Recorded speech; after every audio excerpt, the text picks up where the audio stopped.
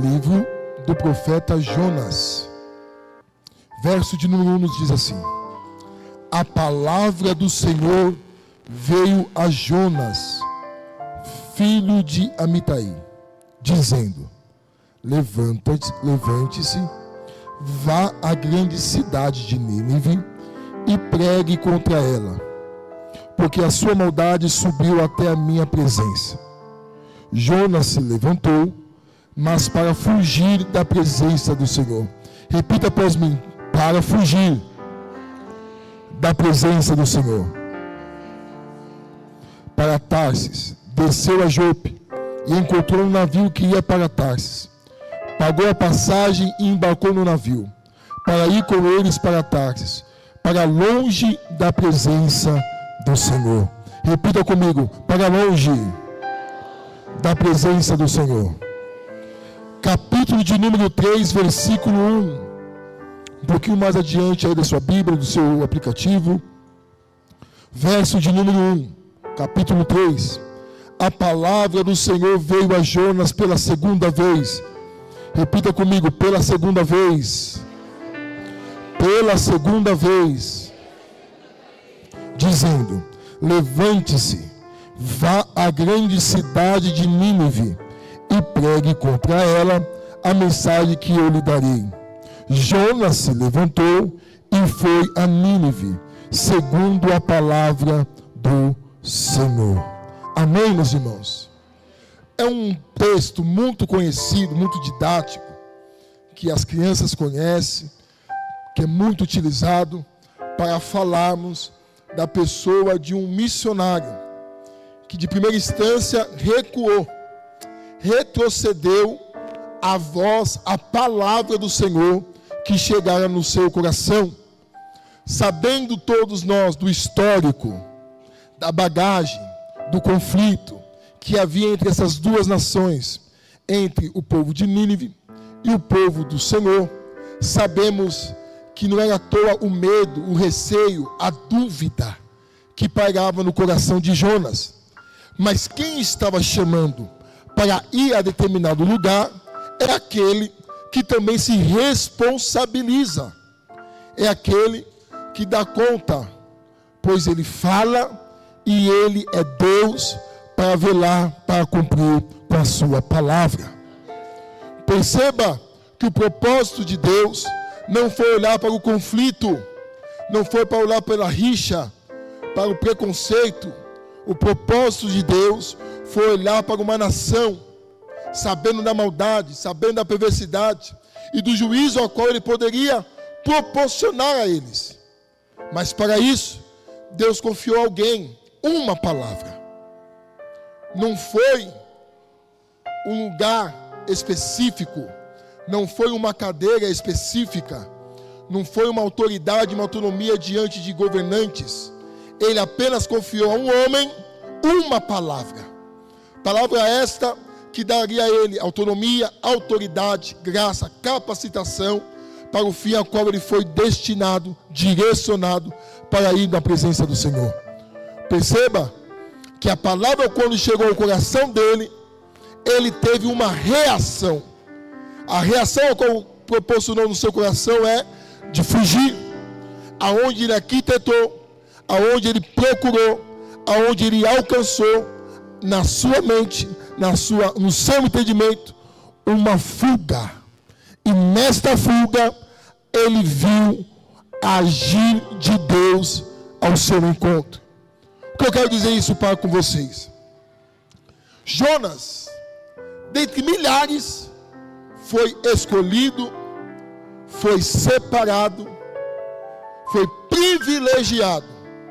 Primeiro, ouviu uma voz inconfundível. Ter a experiência de ouvir a voz de alguém que é único, que é soberano, dono de todas as coisas. Ele não estava recebendo uma ordem de um político, de um rei, de um governante. Ele estava recebendo uma palavra de um Deus que é todo poderoso. Mas mesmo assim, ele preferiu fugir. E assim ele fez. Porque pode Deus descer na terra, falar o coração de quem de direito. Quando alguém está no seu coração e não obedecer a sua voz, essa pessoa não obedece. E o nosso Deus é longânimo. O próprio profeta Jeremias compreendeu isso. E no seu livro de Lamentações ele disse que a misericórdia do Senhor é a causa de nós não sermos consumidos. Novas são a cada manhã. Mas as consequências das nossas decisões caem sobre nós. Vêm sobre nós. Porque Deus, Ele não erra nas suas escolhas. Deus, Ele não erra quem Ele chama, quem Ele escolhe, quem Ele separa, quem Ele determinou para uma grande obra. Quando Deus fala ao coração de direito, é porque Ele sabe com quem está falando. E Ele não olha para a nossa capacidade humana, para a nossa capacidade financeira. Ele não olha para a nossa capacidade emocional. Muito pelo contrário. Se nós olharmos para os homens e mulheres de Deus chamados pelo Senhor, todo mundo tem um ponto, todo mundo tem um porém, todo mundo tem uma questão. A diferença está em quem ouve a sua voz e quem se disponibiliza a obedecer a sua voz. A Bíblia diz que um coração contrito e quebrantado Ele não despreza.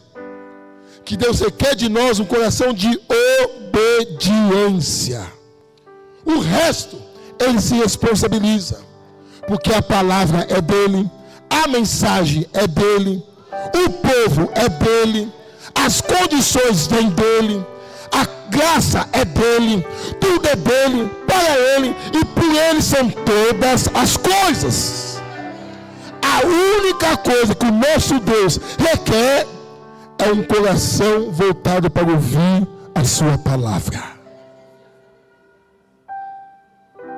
Mas, será que Deus se equivocou? Será que Deus errou? Como é que Deus pode falar ao coração de alguém, não sabendo da decisão, da atitude, do posicionamento dele? Deus sabe todas as coisas. Deus é onisciente. Quais são os atributos de Deus? Ele não é onipresente, Ele é onipotente, Ele é um Deus de ontem, de hoje, eternamente. Ele não conhece o nosso amanhã. E por que Ele liberou uma palavra para Jonas, sabendo que Jonas, ao ouvir aquela palavra, iria fugir? Se Deus é um Deus que conhece o nosso amanhã, porque Ele é Deus. Além de Ele escolher, além de Ele se revelar, além de Ele chamar para um particular, Ele insiste conosco. Ele investe em cada um de nós. Mesmo nós retrocedendo a sua voz, mesmo nós abrindo mão da sua ordenança, da sua direção, Deus ainda insiste com a gente. Porque Ele não erra nas suas escolhas. Ele sabe da negativa de hoje, Ele sabe do tropeço de mais tarde, Ele sabe da falta, da fragilidade de amanhã. Mas todavia, o Deus que se fala e que se faz presente, Ele não erra. Jonas não compreende, Jonas não entende, e a melhor solução no pensamento, no entendimento de Jonas é fugir.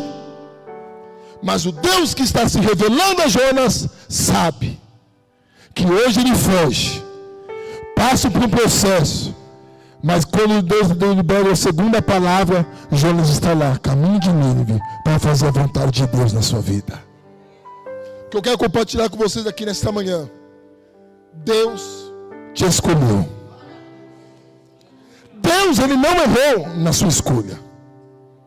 A questão é o processo, o percurso, o caminho. Porque agora não depende somente de Deus. Agora esse chamado, essa vocação, essa escolha da parte do Senhor, também agora está sobre nós. Então essa responsabilidade cai sobre nós. E ao cair sobre nós, aonde nós sofremos alguns descuidos, deslizes. Um caminho que é de 40 dias se torna 40 anos aproximadamente. Um homem que sonha em ter um lar, uma família, ser um sacerdote, ouve a voz dos céus, e Deus diz para ele: você não vai casar, você não vai ter filho, tu vai ser profeta, tu vai ir para o calabouço, tu vai gemer, vão colocar os juros no teu pescoço, mas todavia a minha palavra vai arder dentro dos seus ossos. A diferença é quem ouve a sua voz. Olharam para mim e disseram para mim: ele não sabe falar, tem a língua presa, não tem condições, é mais um.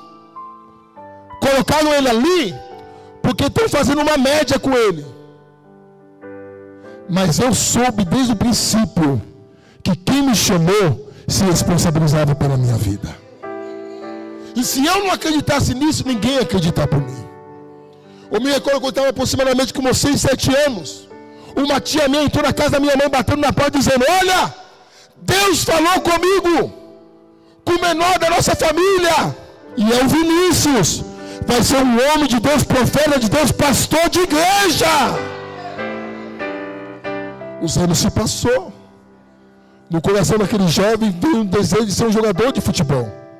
E aos 17 anos assinou o primeiro contrato de 4 anos. E ao passar 1 ano e meio, abriu mão de tudo.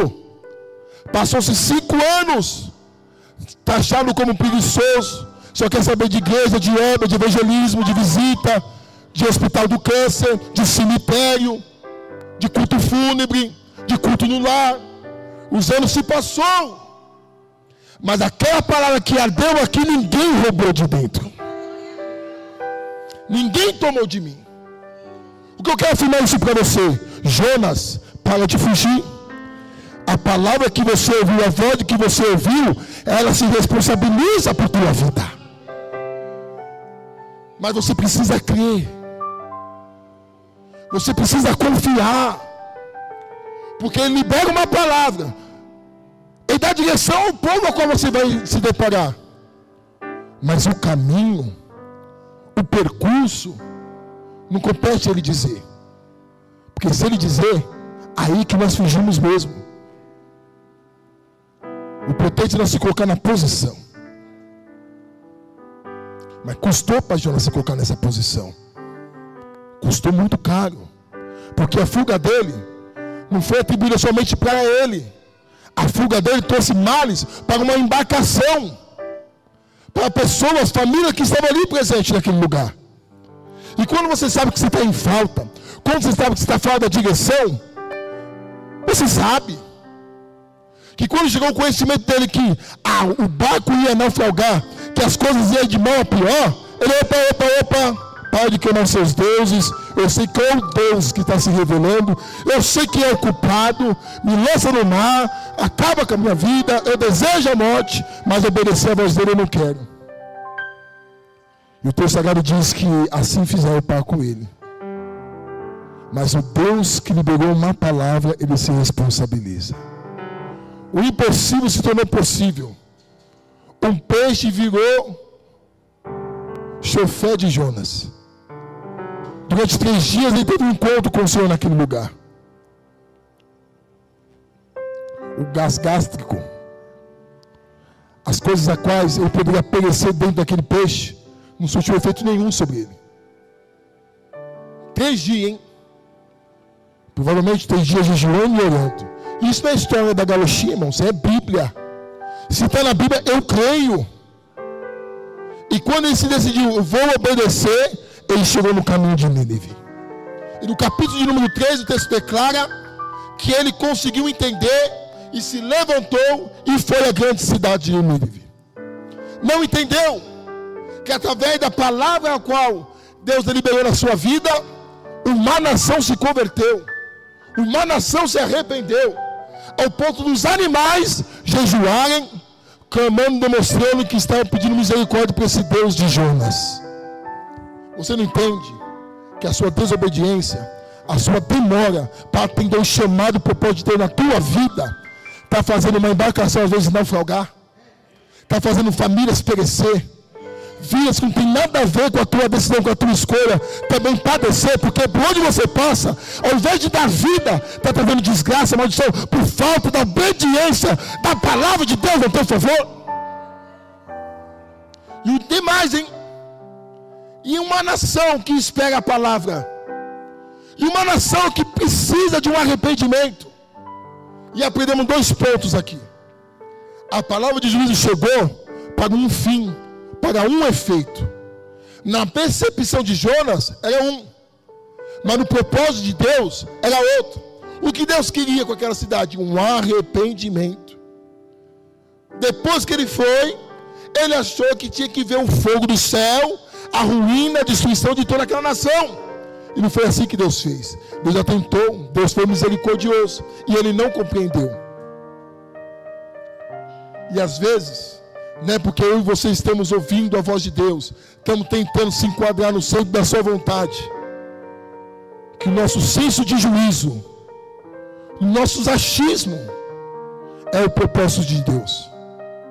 Sabemos discernir o que Deus quer conosco e a maneira que Deus quer atuar e agir, e o que nós somos na presença de Deus. Olhe para mim, eu e vocês nós somos servos, e o servo só faz aquilo que o seu Senhor ordena.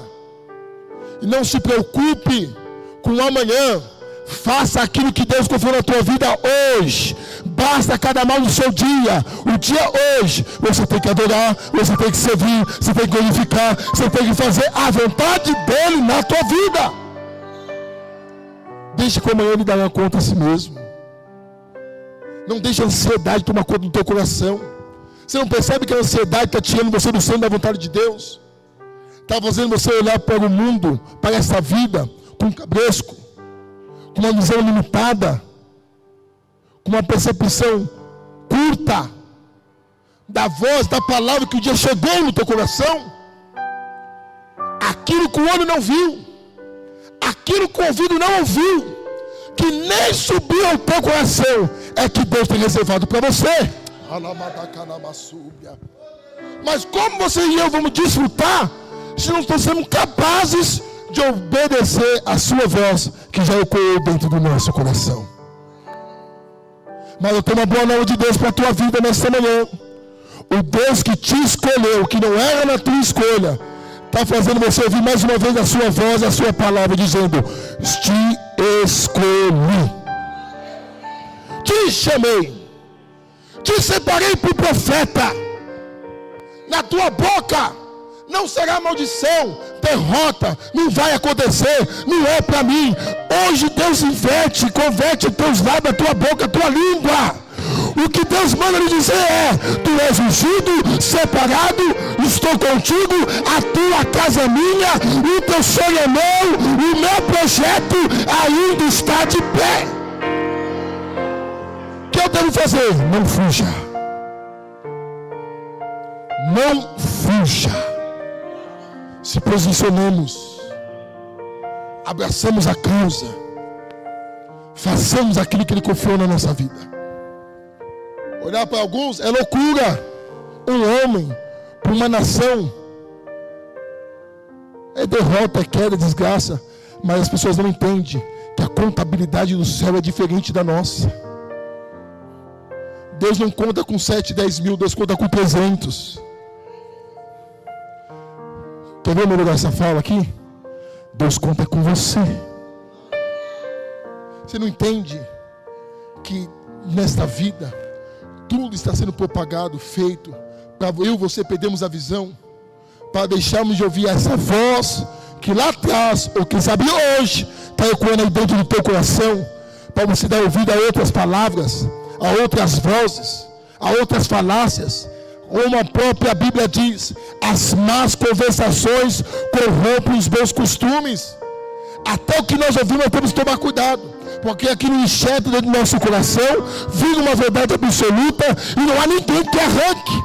Mas hoje tem uma palavra, tem uma espada que pode estar cortando aqui, pode estar cortando aí, mas uma coisa eu tenho certeza: hoje homens e mulheres são levantados para viver a palavra que Deus deliberou na sua vida.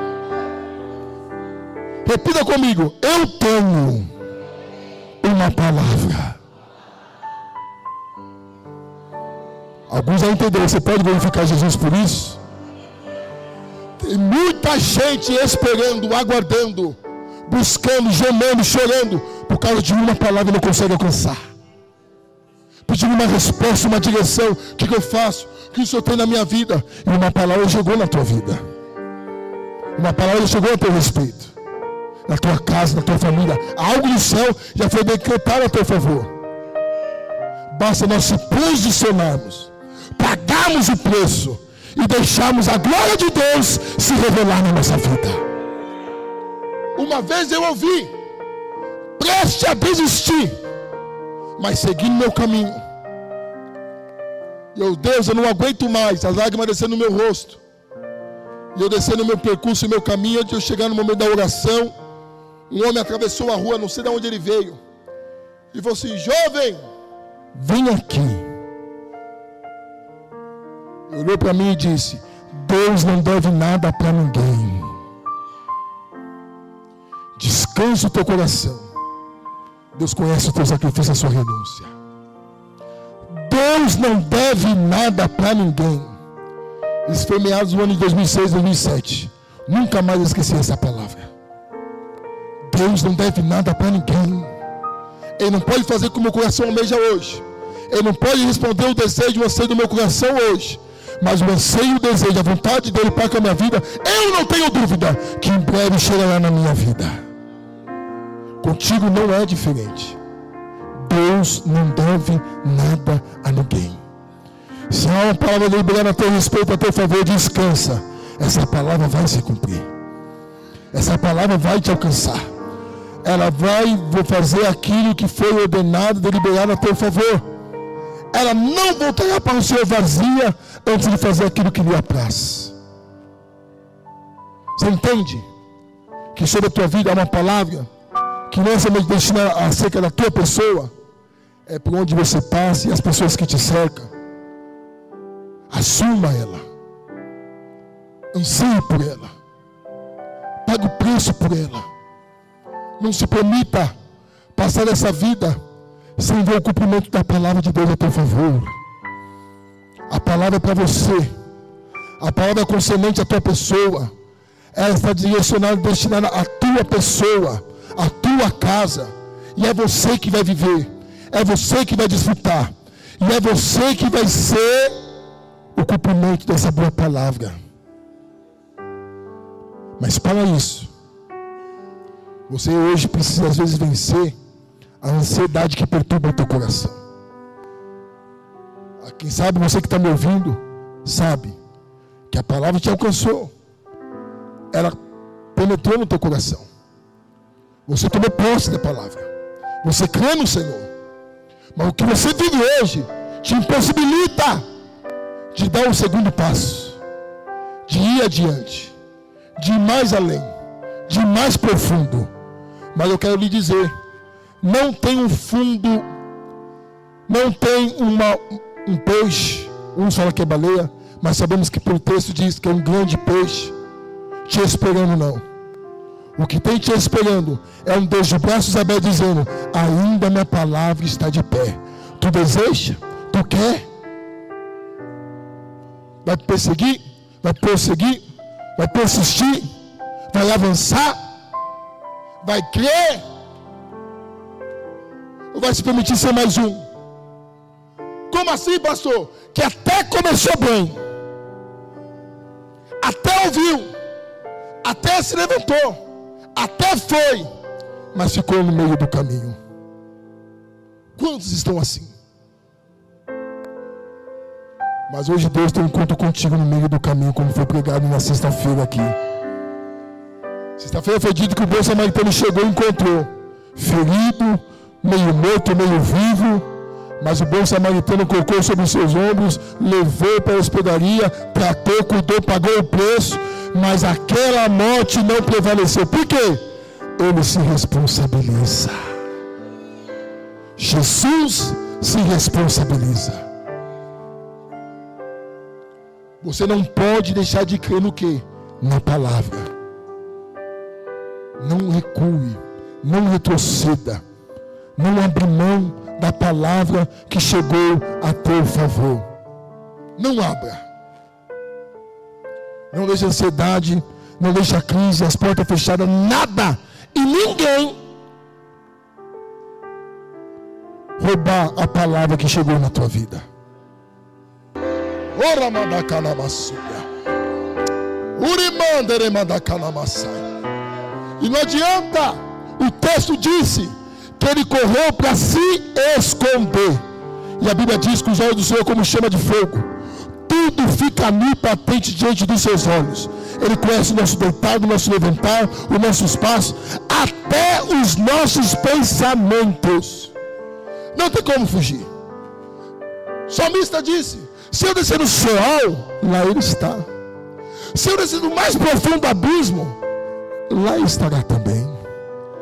O texto disse que Jó tentou fugir da presença do Senhor, sendo que o Senhor está em todos os lugares. Sabe o que eu quero dizer para vocês? A presença de Deus hoje te alcança aqui. Quem pode glorificar Jesus nessa manhã? Quem pode glorificar Jesus nessa manhã? O segredo qual é, pastor? É crer na palavra. É crer na palavra. É crer na palavra. A única coisa que nós temos, irmão Oswaldo e mamãe, é crer na palavra. Se nós perdemos isso, perdemos tudo. Mas quando nós cremos, mesmo quando tudo demonstra o contrário, Ele se responsabiliza. Uma coisa que constrange o Senhor, sabe o que é? Fé. Nunca vi tanta fé em Israel. Seja feito como tu deseja. A tua fé te salvou. A tua fé te curou. A tua fé mudou teu quadro, a tua vida, a tua história. Quem ainda tem fé no poder da palavra? Fé. Fé para crer no propósito de Deus. Quem crê no poder da palavra? Quem crê no poder da palavra? Jonas, passando por todo esse processo, no final ele creu. O resultado que ele teve, ele não esperava. Desacreditou, questionou, mas Deus foi tão fiel, presbítero Kleber, que Deus ainda, além de chamar, de insistir, Deus ele ensina, evangelista Alex. Então tem processo na nossa vida que nós vamos fazer, hein, evangelista Ricardo? Nós vamos pagar o preço, nós vamos ir. E muitas das coisas que nós esperamos não vai acontecer. Mas sabe o que Deus manda dizer para mim e para vocês aqui? É a pedagogia do céu na nossa vida. A quem muito dado, muito é cobrado. Como nós falamos de alguma coisa do que nós não sabemos, não sentimos, não compartilhamos. Então assim diz o Senhor para vocês, obreiros do Senhor. Tem dores que Deus permite que alcance a minha e a tua vida. Não é por causa da desobediência, é por causa da pedagogia do céu, o ensinamento do Altíssimo, da graça e da unção que Deus está preparando para deliberar sobre a nossa vida.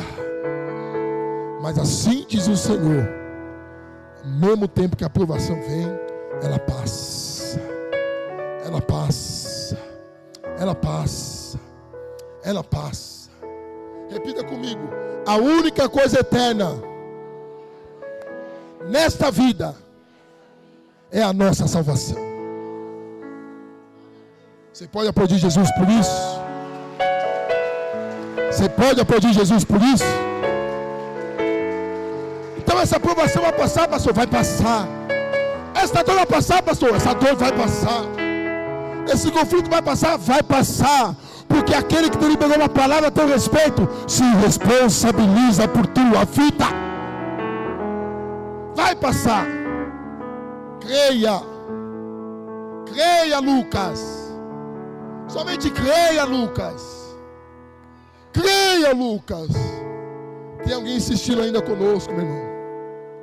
Creia. Creia. Irmã Clara, o desespero de hoje não impossibilita e não limita o Deus que você conhece. Porque assim diz o Senhor: a minha serva me conhece, já livrei, já guardei, respira ainda, porque eu permiti, por amor à tua vida. Mas tem alguns ais aí, tem alguns ais aí, mas Deus manda lhe dizer: estou contigo, não abre mão da tua vida. Estou contigo com o braço estendido, como um pai que cuida dos seus. Filha minha, eu sou aquele que estou contigo e não vou abrir mão da tua vida. Não desista. Não desista de viver. Tu tem condição de suportar, porque eu sou contigo, assim diz o Senhor. Se coloca sobre seus pés.